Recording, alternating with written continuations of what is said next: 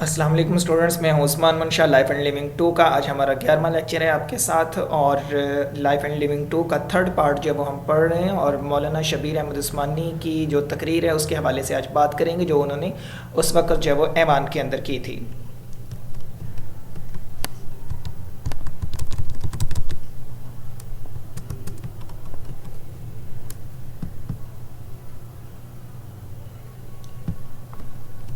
Out line آپ کی screen کے اوپر ہے، مولانا شبیر احمد عثمانی کی تقریر سب سے پہلے اس کے حوالے سے ہم بات کریں گے، اور پھر اس کی جو سب ہیڈنگز جو ہیں وہ آپ سے ڈسکس کریں گے کہ روح انسانیت کی کرا، لائن کی تبدیلی، تجدید فکر و نظر، حدود و اختیارات،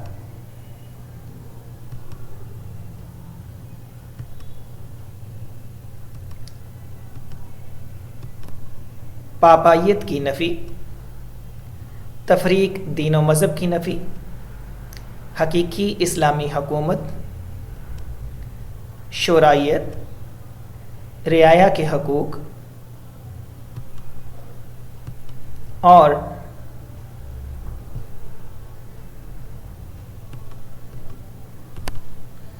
ڈھیلا ڈھالا ریزولوشن اور واضح نصب العین۔ یہ چند چیزیں جو ہیں وہ آج ہم نے ڈسکس کرنی ہیں۔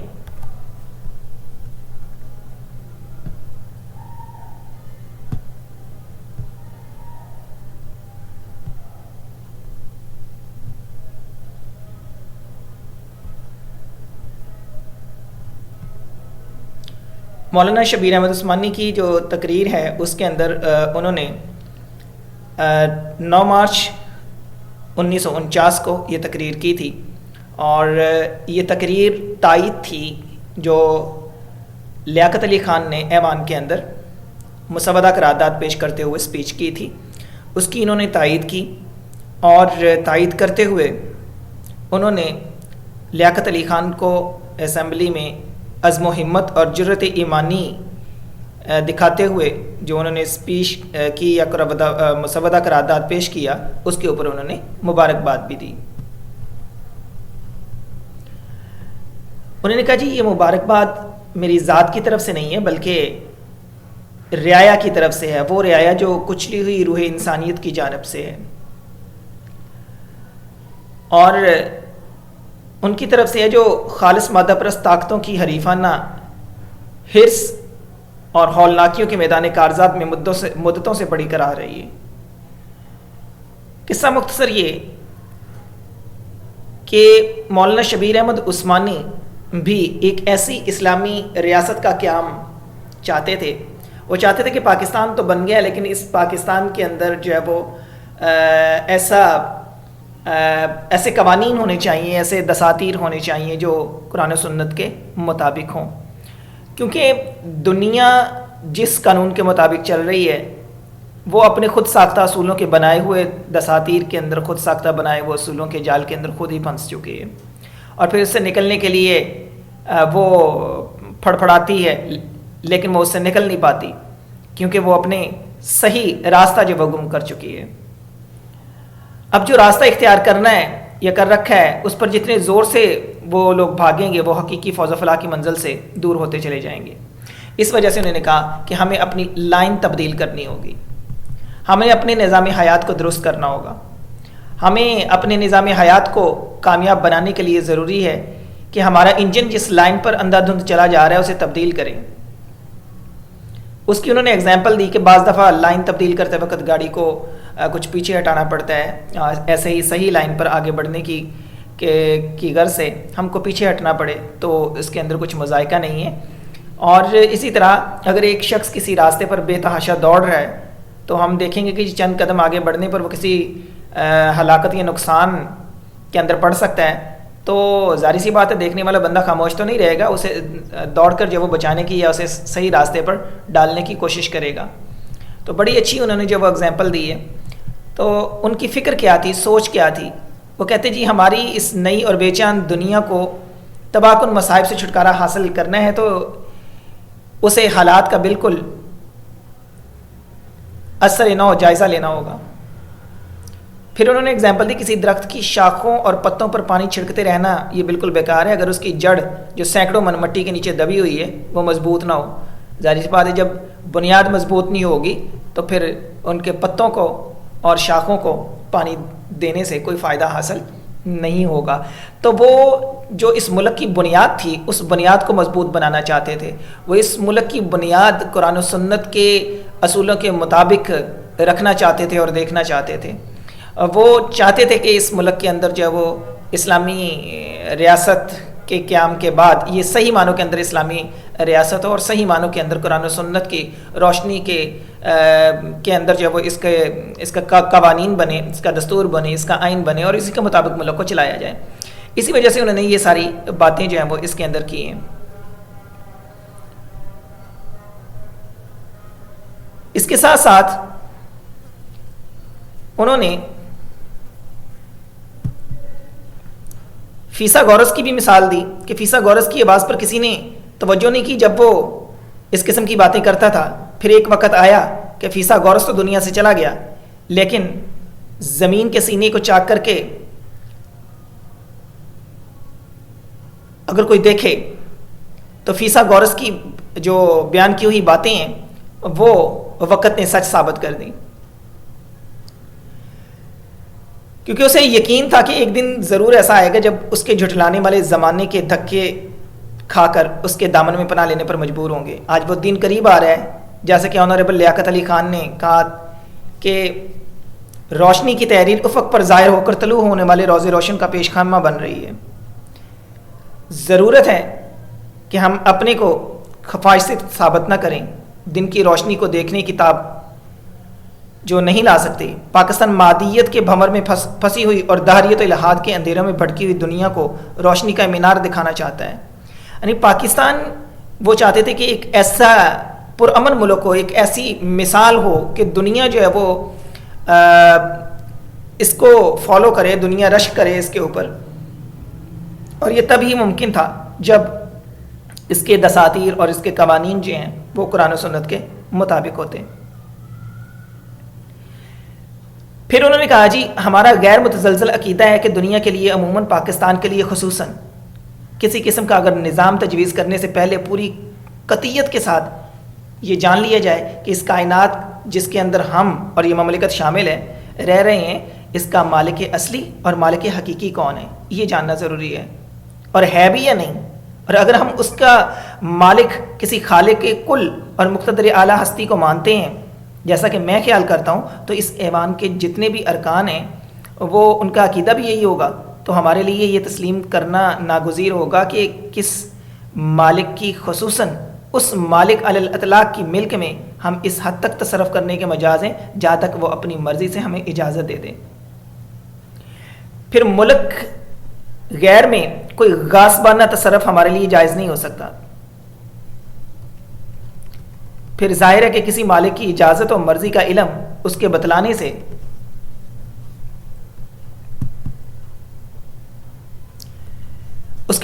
ہی ہو سکتا ہے جب تک وہ بتلا نہ دیں. تو اللہ تعالیٰ نے پیغمبر اسی لیے بھیجے اور وحی ربانی کا سلسلہ بھی اس لیے قائم کیا کہ انسانوں کو اس کی مرضی اور اجازت کے صحیح حدود معلوم کرا دیے جائیں.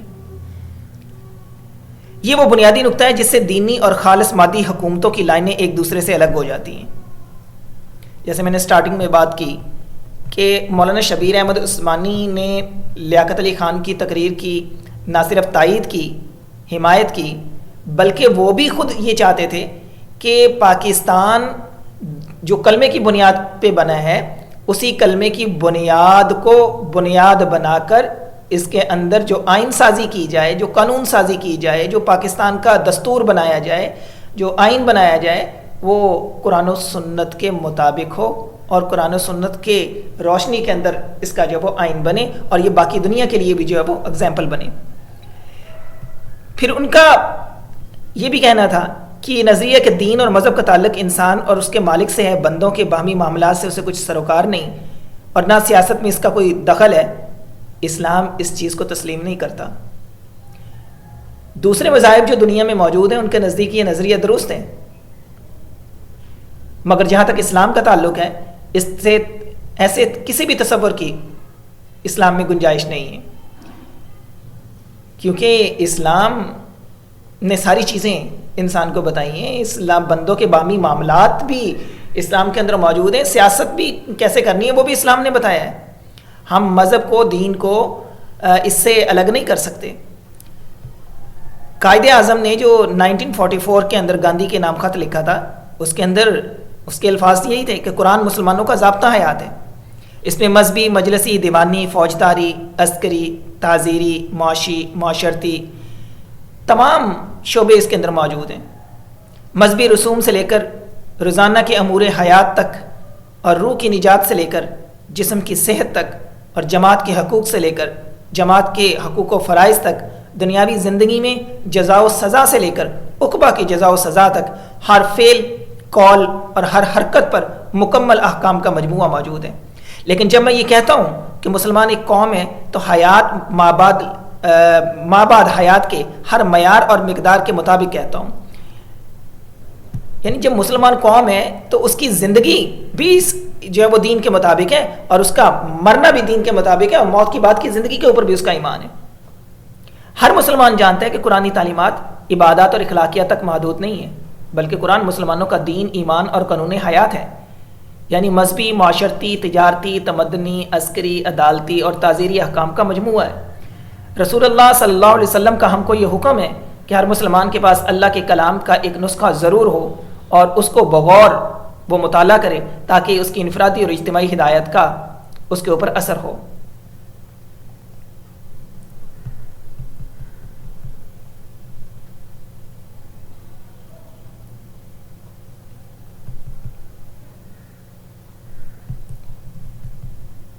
مولانا شبیر احمد عثمانی نے پاپائیت کی بھی نفی کی. انہوں نے کہا جی یہ یاد رکھنا چاہیے کہ اسلام میں دینی حکومت کے معنی پاپائیت یا کلیسائی حکومت کے نہیں ہیں کہ جس بت کو قرآن نے اتخذوا احبارہم ورہبانہم اربابا من دون اللہ کہہ کر توڑ دیا، کیا وہ اس کی پرستش کو جائز رکھ سکتے ہیں؟ اسلامی حکومت سے مراد کیا ہے؟ آپ کا شارٹ کوسچن بھی ہے. اسلامی حکومت سے مراد وہ حکومت ہے جو اسلام کے بنائے ہوئے اعلیٰ اور پاکیزہ اصولوں پر چلائی جائے. اسے نوٹ کیجئے گا کہ اسلامی حکومت سے مراد ایسی حکومت جو اسلام کے بنائے ہوئے اعلیٰ اور پاکیزہ اصولوں پر چلائی جائے. اس لحاظ سے وہ ایک خاص قسم کی اصولی حکومت ہوئی. ظاہر ہے کہ کسی اصولی حکومت کو چلانا مذہبی ہو یا غیر مذہبی، دراصل انہی لوگوں کا کام ہو سکتا ہے جو لوگ ان اصولوں کو مانتے ہوں. جو لوگ ان اصولوں کو نہیں مانتے، ایسی حکومت اور انتظام مملکت میں ان کی خدمات تو ضرور حاصل کر سکتی ہے. مملکت کی جنرل پالیسی یا کلیدی انتظام کی باغ ان کے ہاتھ میں نہیں چھوڑی جا سکتی. مکمل اسلامی حکومت حکومت راشدہ ہوتی ہے، جیسے خلفائے راشدین کی حکومت تھی، حضرت ابوبکر کی، عمر کی، عثمان کی، حضرت علی کی. لفظ رشد جو ہے حکومت کے انتہائی اعلیٰ معیار حسن و خوبی کو ظاہر کرتا ہے، جس کے معنی یہ ہے کہ حکومت کے کارکن اور مملکت کے عوام کو نیکوکار ہونا چاہیے. اور اسلام کی یہی غرض و غایت ہے کہ وہ انسانوں کو اپنے دائرہ اقتدار کے اندر نیکیوں کا حکم دے اور برائیوں سے روکے. اسلام آج کل کی سرمایہ پرستی کے خلاف ہے.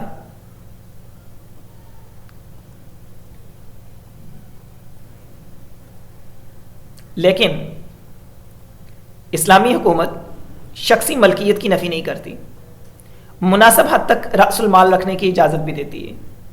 زائد سرمایہ کے لیے ملی بیت المال قائم کرتی ہے جس میں سب کے حقوق مشترک ہوتے ہیں، اور اس سرمایہ کی تقسیم سے سرمایہ اور افلاس کے درمیان توازن اور اعتدال بحال رکھا جاتا ہے. پھر انہوں نے اس بات کے اوپر بھی زور دیا کہ شورائیت ہونی چاہیے. شورائیت شورا سے ہے، شورا مشاورت سے ہے، جسے مجلس شورا کہتے ہیں. مجلس شورا کو قومی اسمبلی آج کل کی زبان میں کہا جاتا ہے. وَأَمْرُهُمْ شُورَى بَيْنَهُمْ، قرآن نے اس کا حکم دیا ہے کہ اپنے معاملات کو مشاورت سے آپس میں چلانا چاہیے. اسلامی حکومت دنیا میں پہلا ادارہ ہے جس نے شہنشاہیت کو ختم کر کے استصواب رائے عامہ کا اصول جاری کیا تھا اور بادشاہ کی جگہ عوام کے انتخاب کردہ امام کو حکومت عطا کی، جس کو قائد حکومت کہا جاتا ہے. لیکن محض وراثتاً یا جبر کے راستوں سے چلتے ہوئے بادشاہ بن بیٹھنا اسلام کے سراسر خلاف ہے.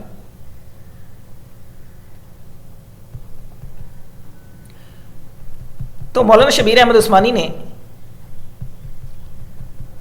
یہ بھی مشورہ دیا کہ مجلس شورا ہونی چاہیے اور آپس میں مشاورت سے یہ سارے کام ہونے چاہیے. اسلامی حکومت پہلی حکومت ہے جس نے اس منتہائے خیال کو پورا کرنے کے لیے اپنی خلافت راشدہ کی بنیاد انسانیت پر رکھی. یہ حکومت اپنے کاموں میں رائے عامہ، مساوات، حقوق، آزادی، ضمیر اور سادگی کا امکانی حد تک خیال رکھتی ہے. پھر اسلامی حکومت کا یہ بھی فرض ہوتا ہے کہ وہ اس میں بسنے والے جتنے عوام ہیں وہ تمام غیر مسلموں سے جو شرائط طے ہوئے ہوں، جان کا، مال کا، آبرو کا، مذہبی آزادی کا اور عام شہری حقوق کی پوری حفاظت کرے ان کی. اور اگر کوئی طاقت ان کی جان مال وغیرہ پر دست اندازی کرے تو حکومت اس سے جنگ کرے اور ان پر کوئی ایسا بار نہ ڈالے، بوجھ نہ ڈالے جو ان کے لیے ناقابل برداشت ہو. جو ملک صلحاً حاصل ہوا وہاں کے غیر مسلم سے جو شرائط طے ہوں ان کو پوری پابندی کی جائے. پھر غیر مسلموں کو یہ حقوق اکثریت کے رحم و کرم پر نہیں بلکہ خدا کا عائد کیا ہوا ایک فرض ہے جس سے کسی وقت انحراف جائز نہیں ہے. تو انہوں نے جہاں مسلمانوں کے حقوق کی بات کی، جہاں اپنے لوگوں کے حقوق کی بات کی، وہاں انہوں نے کہا جی ہم جو قانون سازی کریں گے اس قانون سازی کے اندر جو ہے وہ غیر مسلموں کے حقوق کا بھی خیال رکھا جائے گا اور یہ کوئی ہماری مجبوری نہیں ہوگی اور یہ کوئی ہم ان کے اوپر جو ہے احسان نہیں کر رہے ہوں گے بلکہ یہ خدا کا عائد کیا ہوا ایک حکم ہے جسے ہم پورا کریں گے. اس کے بعد انہوں نے کہا جی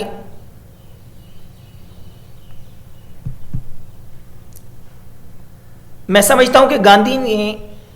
اسی نقطے کی طرف اشارہ کیا تھا کہ جب 1937 میں انہوں نے کانگریسی وزراء کو یہ ہدایت دی کہ تم ابو بکر اور عمر کی سی حکومت قائم کرو. قائد اعظم نے دستور کی اسی اساس کی طرف اشارہ کیا تھا. 1943 میں جلندر آل انڈیا مسلم اسٹوڈنٹس فیڈریشن کی صدارت کرتے ہوئے انہوں نے کہا میرے خیال میں مسلمانوں کا طرز حکومت آج سے 1350 سال پہلے قرآن حکیم نے فیصل کر دیا تھا. انہیں نومبر 1945 میں پیر صاحب مانکی شریف کے نام جو خط لکھا اس میں بھی صاف لکھ دیا تھا کہ اس بات کے کہنے کی ضرورت نہیں کہ قانون بنانے والی جماعت جس میں بہت زیادہ اکثریت مسلمانوں کی ہوگی پاکستان کے لیے ایسے قانون بنا سکے گی جو اسلامی قانون کے خلاف ہوں اور نہ ہی پاکستانی غیر اسلامی قانون پر عمل کر سکیں گے. اس قسم کے اعلانات کہ ہمیں پاکستان سے پہلے محمد علی جناح اور دوسرے زعماء لیگ کی طرف سے برابر ہوتے رہے. تو قصہ مختصر یہ کہ ان تمام باتوں سے جو مولانا شبیر احمد عثمانی نے اسمبلی کے اندر کی یہی واضح ہوتا ہے کہ اس وقت کے جو نمائندگان اسمبلی تھے ان سب کا جو مقصد اور منبع تھا وہ ایک ہی تھا، وہ یہ تھا کہ جو آئین سازی جو وہ قرآن و سنت کے مطابق کی جائے. پھر انہوں نے ایک واضح نصب العین جو تھا اس کی طرف اشارہ کیا کہ بہت سے لوگوں کا یہ خیال گزرتا ہے کہ ابھی تک ہمارا کاروبار جس ڈگر پر چل رہا ہے اسلام اور اسلامی آئین کا اعلان کر کے ہم اسے ایک دم کیسے بدل سکتے ہیں. تو یہ بات کسی حد تک جو ہے وہ بعض لوگوں کی ٹھیک بھی تھی لیکن انہوں نے جو اس کا رد کیا انہوں نے کہا جی اسلامی نظام کا مطالبہ کرنے والے بھی اس چیز کو محسوس کرتے ہیں. اسلامی آئین اور نظام کے اعلان سے غرض یہ ہے کہ مملکت کا اصل نصب العین اور اس کی انتہائی منزل مقصود واضح ہو جائیں تاکہ اس کی روشنی میں ہمارا جو بھی قدم اٹھے وہ ہم کو آخری منزل سے قریب تر کرنے والا ہو. اور یہ کام ایک دم نہیں ہو جائے گا بلکہ آہستہ آہستہ ہوگا. جب نظام بدلنا ہو تو نظام یکدم نہیں بدلا کرتے بلکہ آہستہ آہستہ اس نظام کے اندر جب وہ تبدیلی ہوتی ہے.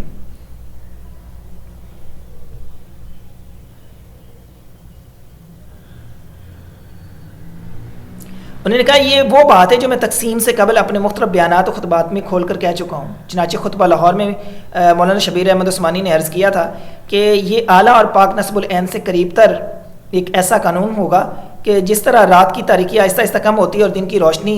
پھیلتی ہے آہستہ آہستہ، یا جس طرح ایک پرانا مریض دھیرے دھیرے صحت کی طرف قدم اٹھاتا ہے اور بیماری سے یکدم جو ہے وہ چنگا بھلا نہیں ہو جاتا، اس طرح پاکستان ہماری قومی صحت اور ہماری مکمل ترین آزادی کے نصف النہار کی طرف تدریجی قدم اٹھائے گا. تدریجی قدم کا مطلب ہوتا ہے کہ آہستہ آہستہ قدم جو ہے وہ اٹھایا جائے گا، یکدم ساری چیزیں جو ہے وہ تبدیل نہیں ہو جائیں گی. یہ جب آئین بنے گا، کانسٹیٹیوشن بنے گا، تو آئین بناتے ہوئے اور اس کو نافذ کرتے ہوئے جو نظام پہلے سے جو وہ چل رہا ہے اس کو آہستہ آہستہ تبدیل کرنے کی ضرورت ہوگی، ساری چیزیں یکدم نہیں ہو جائیں گی۔ تو آخر کے اندر انہوں نے کہا جی اس ڈھیلے ڈھالے ریزولوشن سے گھبرانے اور وحشت کھانے کی ضرورت نہیں ہے، اسلامی فرقوں کے اختلافات تحریک پاکستان کی برکت سے بہت کم ہو چکے ہیں، اور جو کچھ باقی ہیں وہ بھی انشاءاللہ جو ہے وہ ختم ہو جائیں گے، کیونکہ تمام اسلامی فرقے اور ملک آج اسلامی نظام کی ضرورت کو شدت کے ساتھ محسوس کر رہے ہیں۔ اور میں سمجھتا ہوں کہ ہمارے غیر مسلم دوست بھی اگر ایک مرتبہ تھوڑا سا تجربہ کر کے دیکھ لیں گے تو اگلی اور پچھلی سب تلخیاں بھول جائیں گے، بلکہ فخر کریں گے کہ ہم سب پاکستانیوں نے مل کر عام ہجان اور اضطراب کے زمانہ میں انسانیت عام کی طرف اس قدر عظیم الشان خدمت سر انجام دی۔ تو یہ وہ چند چیزیں تھیں جو آپ کے سامنے جو ہے وہ میں نے رکھ دیں، مولانا شبیر احمد عثمانی کی تقریر کے نکات جو آپ سے جو ہے وہ میں نے ڈسکس کیے ہیں۔ آج کے لیے اتنا ہی، اجازت دیجیے، اللہ حافظ۔